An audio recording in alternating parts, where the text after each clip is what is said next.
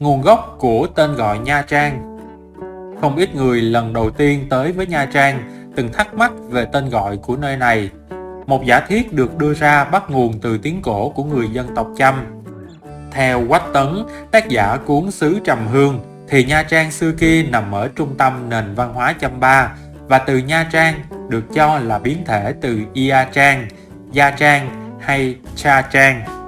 Theo tiếng thổ âm của người Chăm, Ia, Gia hay Cha đều có nghĩa là dòng sông, còn Trang có nghĩa là lau sậy. Gọi như vậy vì xưa kia, lau lách mọc đầy hai bên bờ sông Cái, đổ ra cửa biển Cù Huân, tức là Nha Trang ngày nay. Hoa lau nở trắng một vùng, cảnh tượng tuyệt đẹp. Người dân đã gọi vùng đất của mình là dòng sông lau sậy. Về sau, người Việt đọc chệch thành Nha Trang, cho tiện miệng thay vì đọc âm đôi Ia hay Gia như tiếng cổ. Trong các sách viết trước thời Pháp thuộc thì cái tên Nha Trang đã được sử dụng, nhưng trong tập Phương Đình Dư Đại Chí của Nguyễn Siêu đời Tự Đức nói về tỉnh Khánh Hòa ghi như sau: Năm Quý Sửu, đại quân lấy lại Bình Khanh Doanh, tiến đánh thành Quy Nhơn. Lúc ban sư đắp thành đất ở thủ sở Nha Trang, gọi là thành Diên Khánh. Núi sông thật là thiên hiểm, tục gọi là Nha Trang Thành. Như thế, Nha Trang dùng gọi thành Diên Khánh từ thời Gia Long, và sau đó nó được dùng gọi là tỉnh lỵ từ ngày Pháp đặt nên đô hộ ở Trung Việt. Trong Đại Nam Nhất Thống Chí của Cao Xuân Dục soạn triều Duy Tân cũng có nói đến Nha Trang, song không phải tên thành phố mà là tên một nguồn của con sông Cù Giang. Nguồn Nha Trang, vũng Nha Trang, tức vịnh Nha Trang ngày nay. Một lý giải khác thường được các hướng dẫn viên giới thiệu với du khách khi tới Nha Trang cho thêm phần thú vị độc đáo.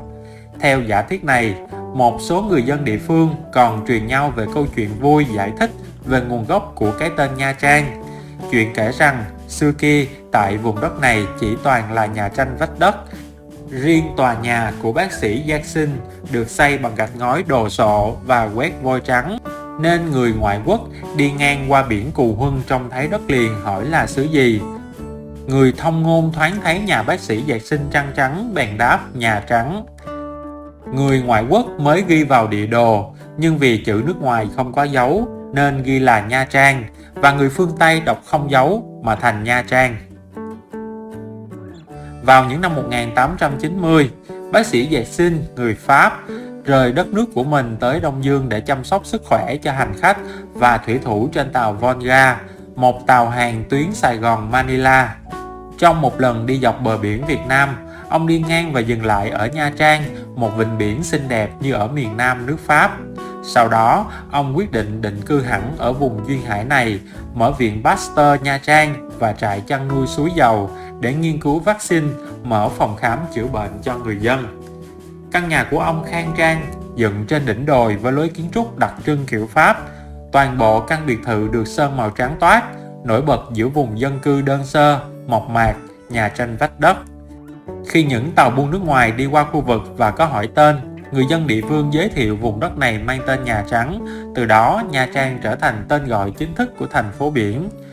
Tuy vậy, các nhà nghiên cứu lịch sử văn hóa thường có quan điểm nghiêng về giả thiết đầu tiên có liên quan tới tên gọi của người Chăm cổ sinh sống tại khu vực Khánh Hòa. 10 sự thật thú vị về du lịch Nha Trang có thể bạn chưa biết. 1. Đầu thế kỷ 20, Nha Trang chỉ là một làng đánh cá nghèo với khoảng 3.000 dân, trong đó có hơn 30 kiều dân châu Âu, đa số là người Pháp. 2. Tên gọi Nha Trang được cho là có nguồn gốc từ Gia Trang hay Ia Trang, có nghĩa là sông Lao theo tiếng người Chăm, tức là gọi sông Cái chảy qua Nha Trang ngày nay. Con sông này đổ ra biển đúng chỗ có nhiều cây lao. 3. Trong lịch sử, từ thời chiến tranh Việt Nam, sân bay Nha Trang là sân bay chính của thành phố và là căn cứ không quân của không lực Việt Nam Cộng Hòa và không lực Hoa Kỳ. Sau khi chiến tranh Việt Nam kết thúc, sân bay này được sử dụng cho đồng thời quân sự và dân sự, phục vụ các chuyến bay tới Nha Trang. 4. Cũng trong lịch sử, thành phố được biết đến như là Kalthara dưới thời Champa, và bây giờ chúng ta có thể thấy những tàn tích cuối cùng của thời gian đó thông qua tháp bà Ponagar nổi tiếng được xây dựng bởi người Chăm. 5. Nha Trang hiện được biết đến như một trung tâm giải trí nổi tiếng của Việt Nam với thiên đường Vinpearl, Hồ Cá Trí Nguyên, Hòn Tầm Resort.